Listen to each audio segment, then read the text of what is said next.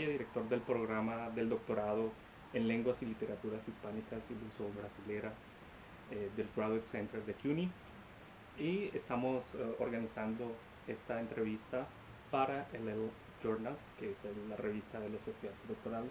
José, muchas gracias por permitirnos esta entrevista y acompañarnos. Gracias a vosotros. Ok, José, tú eres un sociolingüista, básicamente, y creo que no hay disputa o problema en decir que tu trabajo es sociolingüística del español. ¿Tú aceptarías? Sí. Yo diría que esa es mi identidad profesional. Tu identidad profesional. Pero ya dentro del campo de la sociolingüística es bastante, digamos, vivo el debate sobre una sociolingüística variacionista y una sociolingüística crítica. ¿Tú cómo ves esa diferencia y tú en términos personales, profesionales, cómo te posicionas frente a esa tensión? Sí, yo me posiciono clarísimamente del lado de la sociolingüística crítica. Creo que la relación entre ambas es una relación a la vez sincrónica y diacrónica, lo cual es consistente con los principios de la sociolingüística variacionista. El variacionismo, en mi opinión, fue muy importante en el momento en que emergió y durante un periodo significativo. Fue una dialectología social altamente sofisticada desde el punto de vista teórico y también desde el punto de vista metodológico, ¿no?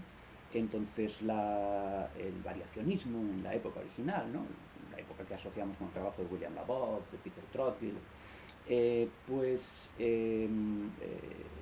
lleva los estudios de cambio lingüístico por un lado y los estudios de dialectología social por otro a un lugar de alta sofisticación teórica y metodológica, y además tiene una fuerte impronta política, en la medida en que uno de los efectos de la investigación variacionista es el argumentar que distintas variedades de una lengua o distintas lenguas tienen todas el mismo grado de complejidad estructural, o al menos el potencial para tener el mismo grado de complejidad estructural, para funcionar en cualquier contexto, etcétera, etcétera.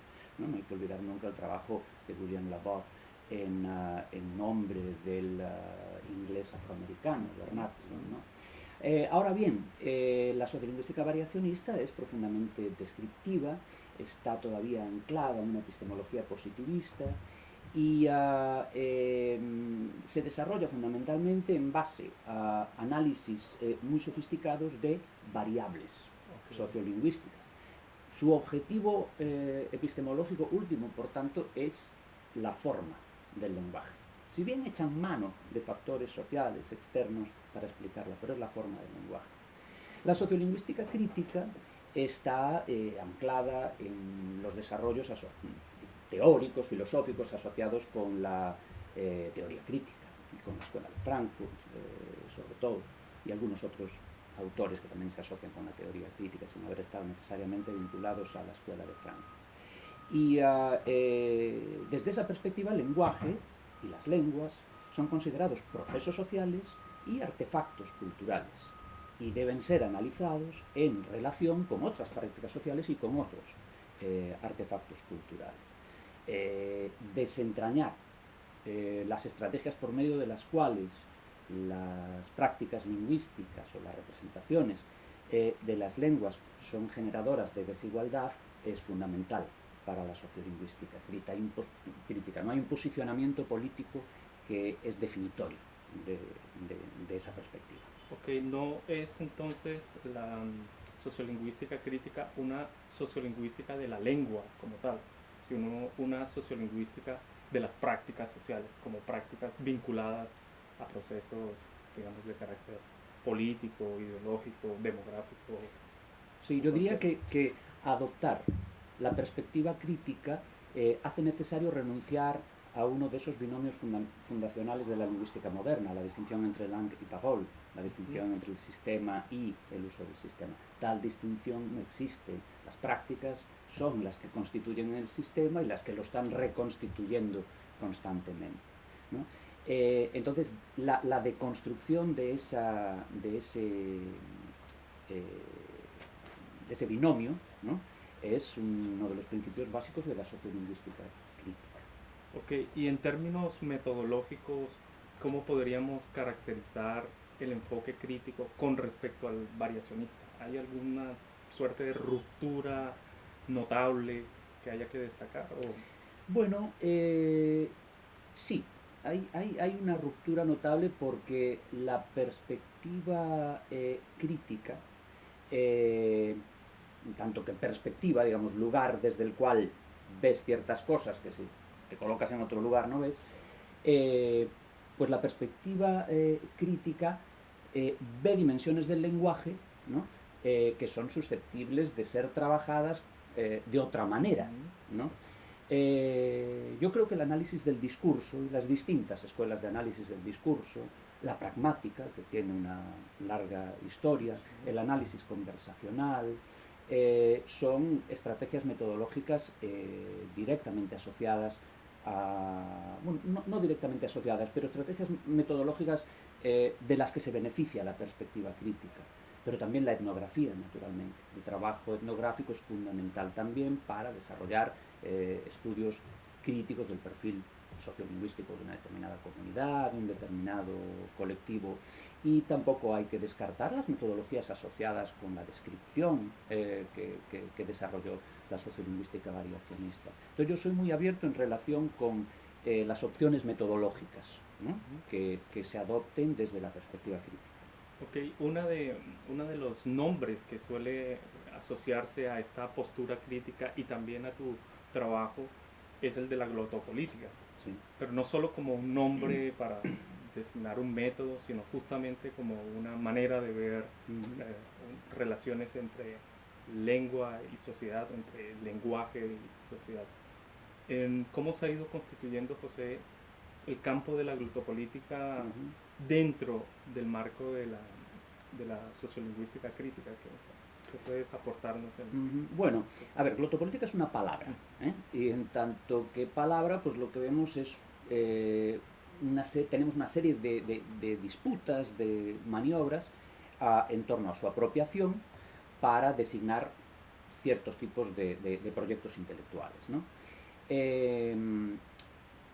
La palabra tiene una complicada historia que aún no conozco bien, pero en el uso que yo hago de glotopolítica está un trabajo clásico, ¿no? Un artículo de Gespan y Marcel Essy, porque la glotopolitique se titula, desde los años 80, y en él pues, se marcan una serie de pautas de investigación, se define un proyecto intelectual, ¿no? Que rompe, en ciertos sentidos, con la lingüística saussuriana, que amplía los objetivos de la política y planificación lingüística para proponer una mirada más amplia, una definición más amplia de cómo se relacionan el lenguaje y la política. Yo decidí incorporar esta palabra para definir la perspectiva desde la cual yo miro los problemas lingüísticos cuando entré en contacto con el grupo de investigación de la Universidad de Buenos Aires que dirige Elvira Narvaja Bernú. Y de hecho, pues yo a Elvira la considero en cierto sentido una maestra, aunque nunca fui alumno de ella, pero desde que establecimos contacto, la relación con ella a mí me nutrió intelectualmente mucho. Y desde entonces pues hemos estado utilizando en estos dos espacios el término glotopolítica para referirnos a esta perspectiva, enfoque, mirada. Ya ves que no digo disciplina, porque no creo que ni teoría, ni teoría, ni metodología, mucho menos, porque no creo que el desarrollo de esta perspectiva, enfoque o mirada haya llegado a un grado que justifique, ¿no?, el referirnos a ello como disciplina, como teoría o como metodología. Sí que desde luego el hablar de glotopolítica, el decir yo lo que quiero ver es esa zona donde política y lenguaje están imbricados, te obliga a llevar a cabo una reflexión teórica sobre qué es el lenguaje y sobre qué es la política, ¿no? Entonces, obvio que hay un esfuerzo de teorización que tenemos que hacer. Obvio que tenemos que posicionarnos en relación con cómo pensamos el lenguaje y cómo pensamos la política o lo político, ¿no? Y de la misma manera tenemos que reflexionar sobre qué metodologías nos dan acceso, ¿no?, a esos materiales que nos permiten observar la implicación del lenguaje y de política. Pero desde mi punto de vista es un proyecto intelectual, ¿no? La glotopolítica es un proyecto intelectual que está definido por una perspectiva, ¿no? Por una mirada que identifica la imbricación entre lenguaje y política. Y no solo hay sociolingüistas que practiquen la glotopolítica o que adopten una mirada glotopolítica. Hay muchos investigadores e investigadoras que adoptan una perspectiva glotopolítica sin utilizar la palabra. Okay. Por ejemplo, el libro de Benedict Anderson, Comunidades Imaginadas, o el libro de Eric Hobsbawm, Naciones y Nacionalismo, son textos que adoptan una perspectiva glotopolítica. Son textos que analizan el modo en que el lenguaje y constitución de subjetividades nacionales y ciudadanías se relacionan. Y ellos lo hacen desde una disciplina distinta, pero adoptando una perspectiva glotopolítica. ¿O no sería acaso la teoría de la emergencia de la esfera pública de Jürgen Habermas un trabajo hecho desde la filosofía, pero que adopta en cierta medida una perspectiva glotopolítica? Entonces, creo que es importante adoptar una posición abierta y tener presente que la perspectiva glotopolítica se adopta en distintas disciplinas. Okay. Y que la nuestra es la sociolingüística. Nosotros trabajamos en función de cuál es nuestra preparación. Yo estudié filología y luego estudié sociolingüística. Entonces, miro desde una perspectiva glotopolítica a través de esa formación que yo traigo. A propósito de estas miradas, de esta diversidad de miradas que concurren para examinar lo político y lo lingüístico desde una perspectiva integral, los sociolingüistas pueden reclamar, o parecen que reclaman como suyo, el concepto de ideologías lingüísticas, el cual tú trabajas en tu obra, pero también polemizas. Quisiera que conversáramos un poco qué entiendes por el concepto, qué nos permite ver y cómo puede ser proyectado en una mirada crítica. Bueno, el concepto de ideologías lingüísticas en realidad yo lo adopto cuando entro en contacto con dos tradiciones, una inglesa, un grupo de lingüistas que se habían formado en la Universidad de Oxford con Roy Harris, ¿no? El que desarrolló la teoría integracionista del lenguaje, y cuando entro en contacto con el trabajo de un grupo de antropólogos, lingüistas norteamericanos y norteamericanas. De hecho, había bastantes mujeres en ese grupo. Al entrar en contacto, ¿no? con el trabajo de los primeros, un libro titulado Ideologies of Language, y con el de las segundas, un libro titulado Linguistic Ideologies, empiezo yo a explorar la utilidad de esta categoría, ¿no?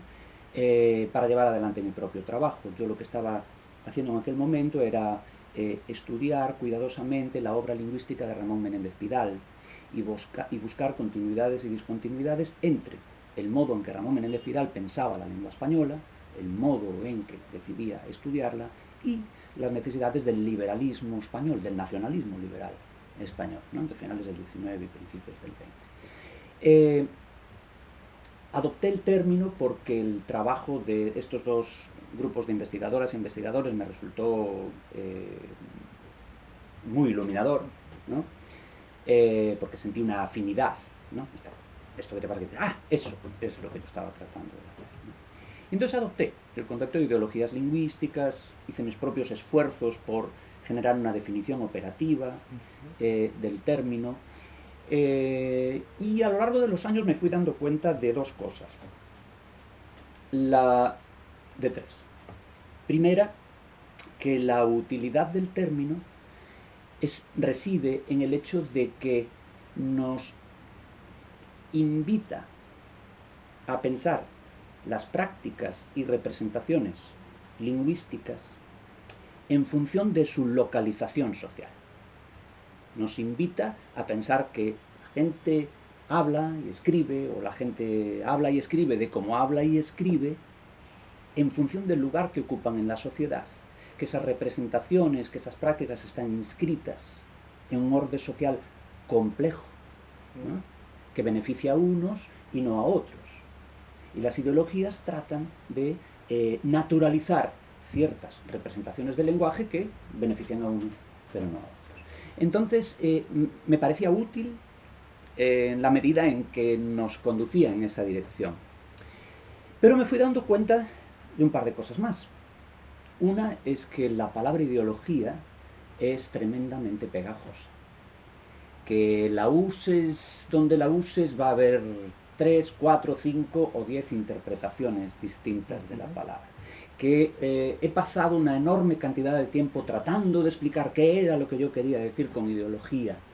Entonces eso me ha llevado a preguntarme si conviene.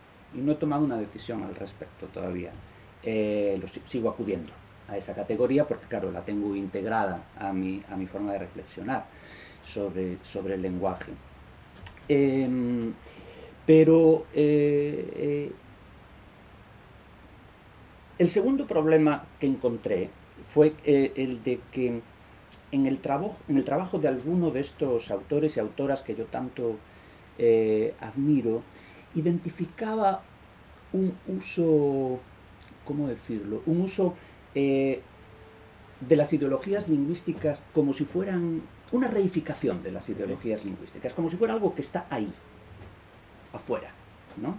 Es decir, una cierta definición de las ideologías lingüísticas como un campo semiótico que es autónomo de las condiciones de producción del discurso y de recepción del discurso.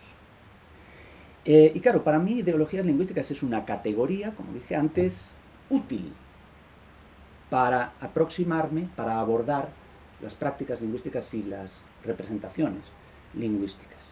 Pero no es algo que tenga una existencia en sí mismo. ¿No?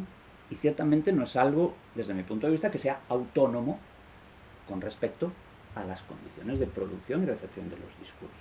Entonces, por ahí va un poco mi crítica. Es un término, como dije antes, pegajoso, ¿no? Es un término muy pegajoso, pero es un término que tiene una historia intelectual que también hace que merezca la pena tratar de rescatarlo, ¿no? Tratar de hacerlo operativo dentro del discurso intelectual de uno. Ok, en todo caso parece ser que el concepto de ideología lingüística a lo que apunta es a que hay representaciones de la lengua siempre en proceso, en negociación, en cada momento y en cada lugar. Una de las principales representaciones o sistemas de representaciones de nuestra lengua española se la debemos a la Real Academia de la Lengua. De un modo tal que a veces resulta imposible pensar en el español sin la Real Academia de la Lengua. ¿Cómo ha sido tu trabajo de análisis, examen del rol de la Academia de la Lengua en la configuración de una idea de la lengua española en el mundo incluso? Claro. Bueno, desde el momento en que yo me enfrento a la lengua española como un artefacto cultural, a lo que yo me enfrento como investigador, ¿no? Como historiador de la lengua desde una perspectiva glotopolítica, es a mirar cada momento de la historia en la cual ese artefacto aparece, ¿no? Y busco en ese artefacto huellas del momento en que se produce, ¿no? De la recepción que tiene la producción de ese objeto, ¿no?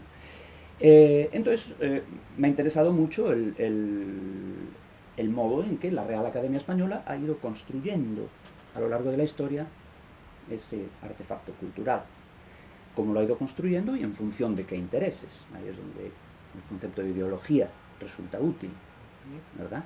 ¿Resulta útil para qué? Para leer las representaciones de la lengua española que ha hecho la Real Academia Española a contrapelo, para no creerles todo, digamos. Y no es cuestión de que mientan. Cuando digo no creerles todo, no lo quiero decir literalmente. Es para poder leer a contrapelo el modo en que esa institución ha representado la lengua y el modo en el cual también ha ido transformándose a lo largo de la historia el modo en que esa institución representa la lengua y el modo en que conciben los instrumentos gramaticales, ¿no? El diccionario, la ortografía. Pero existen muchísimos otros modos de pensar la lengua española. Es decir, en la actualidad yo creo que existe un imaginario de comunidad panhispánica que está ligado al modo en que la Real Academia Española trabaja.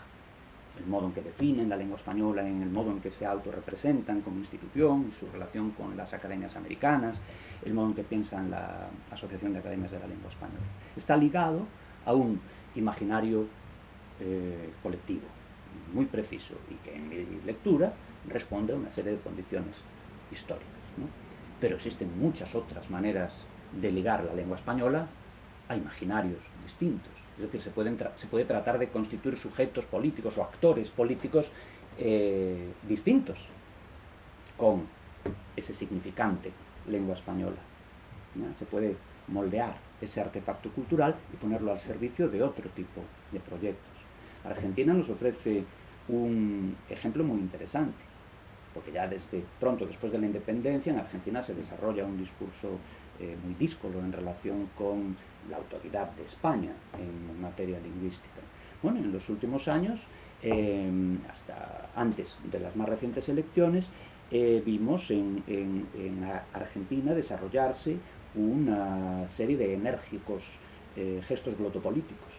Por ejemplo, la creación del Museo del Libro y de la Lengua. Y claro, estos gestos, que tienen, digamos, como objeto la lengua española, se realizan en nombre de un imaginario distinto al de la Real Academia Española. Se realizan en función de condiciones políticas muy distintas. Tal cual has dicho, se puede constatar que la RAE participa de un proceso de construcción de la norma en la que ella no está sola, sino en la que participan también otras agencias o instituciones, digamos, españolas. Pero al mismo tiempo, creo se puede identificar que las élites intelectuales, políticas latinoamericanas han opuesto resistencia histórica a esa visión desde Europa de la lengua española. Quiero preguntarte, en tu perspectiva, ¿tú crees que esta ola o esta oleada de gobiernos de izquierda en Latinoamérica que hemos conocido en los últimos 15 o 20 años, 15 años tal vez, haya tenido un impacto en la reconfiguración de las imágenes o de las representaciones de la lengua o de lo lingüístico en los países latinoamericanos? A ver, primero déjame matizar un poco el planteamiento de tu pregunta, porque el proyecto de construcción de una comunidad panhispánica que se diseña en España a partir de los años 80 y subsecuentemente, ¿no?, a través de la fundación del Instituto Cervantes, a través de la refundación, como le llamo yo, de la Real Academia Española, digamos, su modernización, ocurre con la complicidad de sectores muy importantes de la intelectualidad latinoamericana y de los gobiernos latinoamericanos. Un momento clave de ese proyecto es el primer Congreso Internacional de la Lengua Española, que tuvo lugar en Zacatecas, México. Y ahí están las fotografías del rey de España y la reina y el presidente Cedillo, si no recuerdo mal, era y su esposa, ¿no?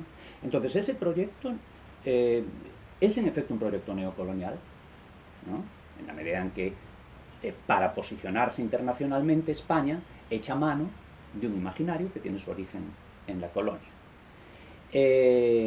Pero es un proyecto neocolonial que tiene, como todo proyecto colonial, se caracteriza por múltiples vectores y la circulación del poder es a veces más reticular que vertical. Entonces esa complicidad de sectores de la intelectualidad latinoamericana es muy importante señalarlo. O sea, la Asociación de Academias de la Lengua Española, cada academia de la lengua española en América Latina está integrada por latinoamericanas y latinoamericanos. Hay incluso un par de academias, la argentina y la uruguaya, que no eran correspondientes de la española, sino solamente asociadas, eran autónomas, y en las últimas décadas se hicieron correspondientes, se acercaron. Entonces, eso es importante subrayarlo, porque creo que si se piensa en resistir desde América Latina al proyecto político asociado a esas políticas lingüísticas, hay que reconocer su complicidad. Exactamente, la complicidad de sectores de sus propias sociedades. Entonces ese eje transatlántico no es el único eje de resistencia, porque naturalmente lo que tú señalas es cierto, ¿no? Hay ciertas condiciones políticas nuevas que se dan en ciertos países, que generan nuevas discursividades sobre la lengua, que generan, digamos, nuevas formas de representar tanto la lengua española como el perfil lingüístico de la comunidad. Y eso ocurre también en España, donde no todo el mundo comulga con la Real Academia Española y su discurso. En España hay varios espacios, Galicia, Cataluña y Euskadi, en los cuales se producen relatos culturales, lingüísticos y nacionales alternativos en abierta oposición al del nacionalismo español. Y yo diría que en España, a raíz del 15M, del movimiento de los indignados, se producen rupturas, ¿no?, lingüísticas, se producen cambios en la manera de pensar el lenguaje, análogos, con todas las diferencias y matizaciones que hay que hacer, a los que se dan en Argentina, a los que se dan en Venezuela, a los que se dan en otros países de América Latina, en Ecuador. Entonces yo creo que sí, yo creo que la emergencia de una serie de movimientos que problematizan el sistema económico, el sistema político establecido, generan a su vez nuevos discursos sobre el lenguaje. Y ahí hay que tener presente también, y en ese contexto habría que analizar, bueno, cómo se moviliza la defensa de las lenguas indígenas, por ejemplo, en América Latina, ¿no?, en función de qué proyectos políticos. Ok, ya que hemos hecho esa conexión transatlántica, los ejes transatlánticos que conectan a España con América o América con Europa, es un capítulo obligado hoy de la reflexión sociolingüística crítica sobre el español. ¿Qué sucede, si se puede decir así, con el español de los Estados Unidos? ¿Sí? No, estamos en Nueva York, podríamos llamar una capital de la lengua española o de la cultura hispana, latina. Y creo que no, digamos, es una realidad, una situación que compartimos, que hace parte de nuestro día a día. ¿Cuáles crees tú sean las particularidades sociolingüísticas que caracterizan o que definen ese español en los Estados Unidos en términos amplios, demográficos, étnicos, históricos? Sí. Bueno, yo creo que el momento político actual nos ofrece así un primer plano que amplía, ¿no?, la realidad del estatus sociolingüístico del español en Estados Unidos.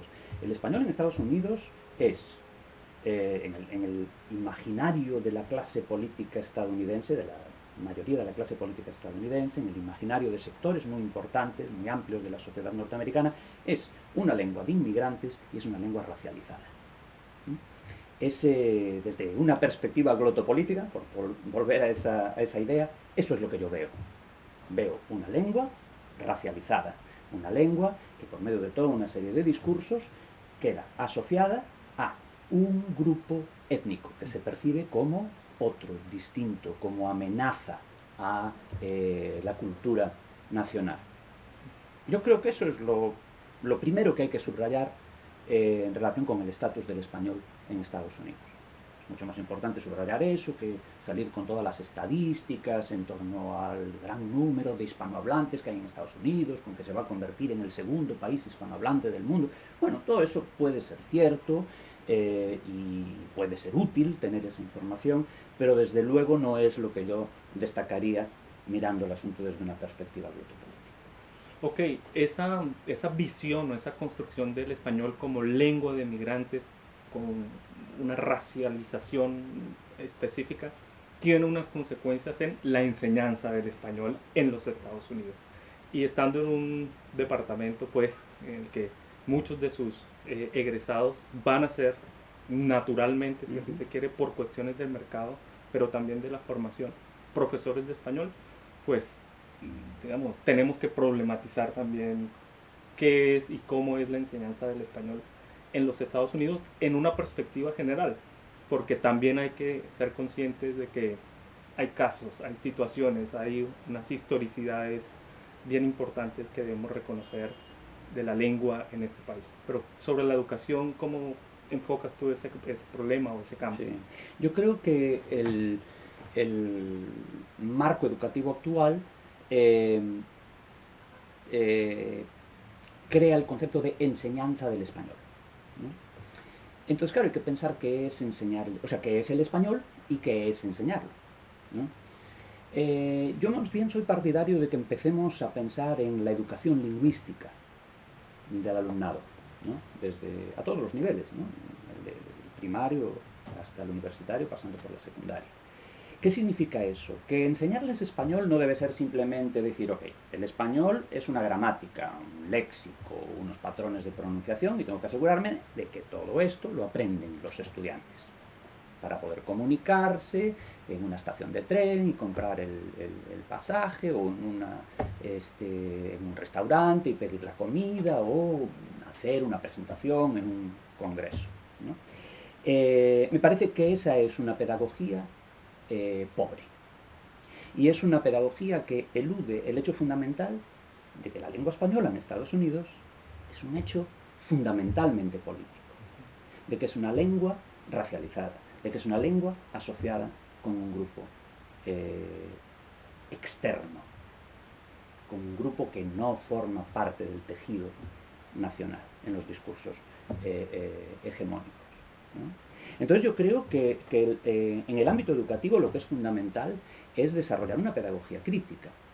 Es desarrollar una pedagogía crítica que no solo les enseñe a los chicos pues, y a las chicas cómo construir oraciones, ampliar su vocabulario, que sí, naturalmente hay que hacerlo, sino que incorpore también una reflexión sobre la condición política del lenguaje, que ponga en el centro la diversidad y la variación, que es un principio básico de la sociolingüística. Eso es lo que yo creo que debe hacerse desde el punto de vista curricular, ¿no? El preparar un profesorado que esté cualificado para impartir una pedagogía crítica, para aplicar una estrategia crítica a la pedagogía de la lengua. No significa renunciar a que vayan desarrollando su capacidad de hablar, que amplíen su repertorio comunicativo. No se trata de abandonar eso, sino que se trata de inyectar el aprendizaje de la lengua con un conocimiento metalingüístico, con una conciencia de que la lengua no es así y qué bonita es, de que la lengua es un hecho histórico y que es particularmente visible en este país. Ok, y finalmente, recuperando ese gran contexto político definitorio en el que se despliegan todas las prácticas lingüísticas y las lenguas, cualquiera que sea nuestra idea de lo que una lengua es. Hay un hecho glotopolítico relevante que sé que a ti te ha llamado mucho la atención porque está cargado de mucho significado, y es el cierre de la página en español de la Casa Blanca. Y no solo el cierre de esa versión en español, sino también la suspensión de las cuentas de Twitter en español por parte del actual gobierno. ¿Qué podemos leer en ese hecho crudo, particular, que vivimos hace unos meses? ¿Y qué nos dice del momento glotopolítico que vivimos? Claro. Sí, creo que a partir de ese episodio se puede hacer una reflexión glotopolítica más global, ¿no? Por un lado está que habría que mirar bien cuándo se tomó la decisión, por qué, si era una cuestión temporal o no. Pero el hecho en sí y la reacción, ¿no?, que generó en muchísimos espacios esa decisión nos permite inferir algunas características de la situación glotopolítica estadounidense actual. Yo creo que Donald Trump, su acceso a la presidencia es excepcional. Creo que es un hecho excepcional. Es decir, que hay peligros, ¿no?, que se ciernen sobre la democracia y la justicia, sobre la posibilidad de progreso hacia la democracia y la justicia, que son superiores a los que se cernían sobre la democracia y la justicia, digamos, con los presidentes de los últimos 20 años, que no significaran peligro. Entonces, yo sí creo que Trump es una figura excepcional, Yo sí creo que Trump significa peligros para el progreso de la democracia y la justicia adicionales, ¿no? Que no estaban ahí antes. Sin embargo, creo que hay que darle su justa medida a la excepcionalidad de Trump, ¿no? Porque el asalto al español, la negación del derecho a utilizar el español en espacios públicos, la negación del español como lengua de Estados Unidos no se la inventó Trump. Ha estado presente a lo largo de la historia de este país. Lo mismo ocurre con el muro. El muro no se lo inventó Trump. El muro lleva presente en el discurso político de este país muchos años. Y no es exclusivo del discurso político de este país. No es exclusivo de las estrategias de exclusión de este país, ¿no? Hay que pensar más que en Ceuta y Melilla, por ejemplo, en el Estado español, ¿verdad? O en los territorios ocupados, en Palestina. Entonces, la excepcionalidad de Trump hay que definirla con cuidado, ¿no? Desde mi punto de vista, el gran peligro al que nos enfrentamos hoy en Estados Unidos y en realidad en el mundo, ¿no?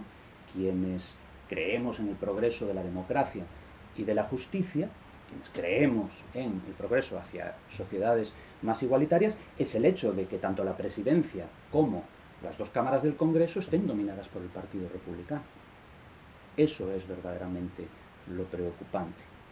Además, está el hecho de que Trump haya habilitado, y ahí es donde yo realmente creo que está su excepcionalidad, haya habilitado ciertas formas de hablar en un espacio público, en ciertas zonas de la esfera pública, de las cuales habían sido excluidas.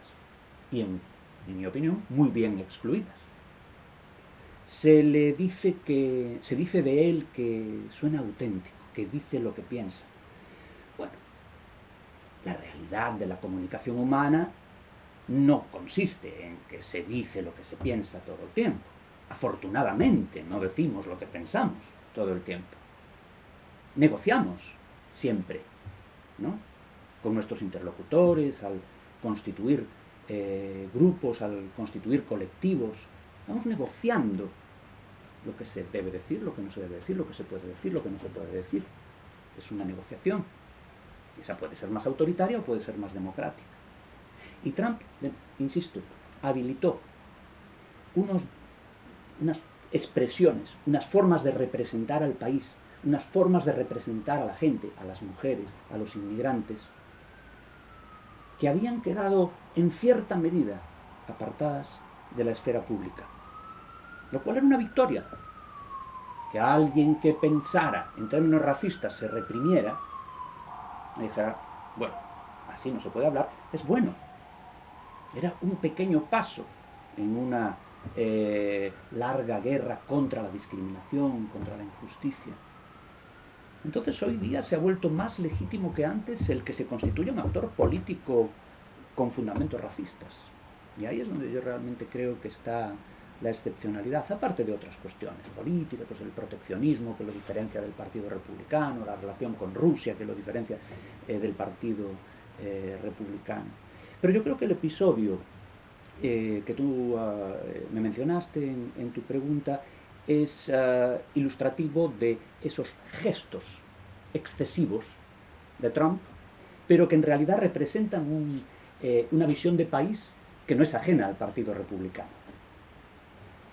Ok, José, para cerrar y darle una redondez a esta conversación sobre lingüística y de política, yo quisiera preguntarte por el futuro, si se quiere, del hispanismo en los Estados Unidos. Justamente porque en estos momentos de crisis hay muchas vacilaciones y no se ven caminos claros. ¿Tú crees, ya en términos personales, por tu experiencia como director del departamento, como una persona que se ha formado en los Estados Unidos, que el hispanismo crítico puede contribuir, por ejemplo, a los objetivos de una sociedad más democrática, más justa, más inclusiva, en paz. Me gustaría escucharte más en términos personales sobre cuál es cómo ves ese camino por seguir. Bueno, yo creo que en general el espíritu crítico es fundamental para avanzar hacia proyectos de sociedad más igualitaria, más democrática, más justa. Esa es la esencia de la perspectiva crítica. Entonces, una sociología crítica, una pedagogía crítica, una lingüística crítica, significarán un avance en ese sentido. Tú dijiste hispanismo crítico, y claro, la palabra hispanismo es una palabra como ideología muy pegajosa, ¿verdad? Porque está asociada a no solo al estudio de la lengua española y de las literaturas en español, sino a un paradigma epistémico concreto, ¿no? que se asocia con España y con la filología española, etcétera, etcétera. Y sería, bueno, muy largo contestarte a la pregunta, digamos, tomando literalmente lo de hispanismo. No tengo inconveniente en hacerlo, pero me parece que más bien, corrígeme si me equivoco, ¿no? Pero que me estabas preguntando qué futuro le veo al estudio del español, de las literaturas que se producen en América Latina, y de las culturas, en España, de las culturas, etcétera, etcétera, en términos un poco más amplios. Bueno, en las condiciones en las que estamos trabajando son hostiles, ¿no? al desarrollo de nuestro trabajo y de nuestros proyectos intelectuales. Lo son porque no solo aquí en nuestra universidad, en el Graduate Center de CUNY, sino en Estados Unidos en general y en muchos otros países del mundo, se está produciendo una reestructuración, una redefinición, una reconfiguración de la universidad como institución. Y en este proceso se ha adoptado una infame posición y actitud de agresión a las humanidades. Se ha inventado una crisis de las humanidades. Entonces, ese es un primer factor a tener en cuenta. El hecho de que sabemos que serán condiciones estructurales hostiles porque nuestro trabajo está ahí ubicado, ¿no? en el espacio de las humanidades, que es un espacio asediado.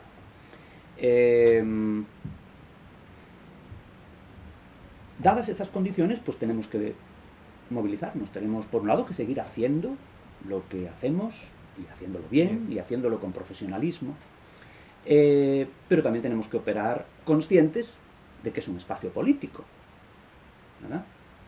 Y esto es muy interesante porque hay veces que se me hace el comentario de que me gustaría, ¿no? alguna estudiante me dice, es que yo quiero trabajar en la realidad y no en la universidad, ¿no? Y yo eso contesto, mira, la universidad es parte de la realidad, la universidad es un órgano importante de la sociedad. Entonces, claro, uno puede optar por sentarse cómodamente en su silla e ignorar el hecho político que se da en su vida cotidiana en virtud de ser director de un departamento o becario de un departamento, etcétera, etcétera, ¿no? Entonces yo creo que ese gesto reflexivo es imperativo, ¿eh? El que al margen de continuar haciendo lo que hacemos y haciéndolo bien, sea lo que sea, no tiene por qué tener que ver directamente con la política. El hecho de ser un buen profesional es en sí un acto político, porque es parte de un proceso por medio del cual se va a poder argumentar frente a nuestros adversarios que lo que nosotros hacemos es algo importante para la sociedad. Entonces, dentro de estas batallas políticas yo creo que hay un par de hechos fundamentales. Digamos, hay un par de direcciones que yo creo que lo que llamaríamos los departamentos de español, ¿no? Por usar así un término muy genérico, tienen que seguir. Uno es la interdisciplinaridad. Creo que nuestros departamentos tienen que continuar demostrando que pueden participar de encuentros interdisciplinarios, que somos actores activos en la generación de espacios de encuentro interdisciplinarios. y acaso en la generación de zonas transdisciplinarias, ¿no? Desde las cuales, bueno, lo que ves es un nuevo objeto. Entonces yo creo que participar de esta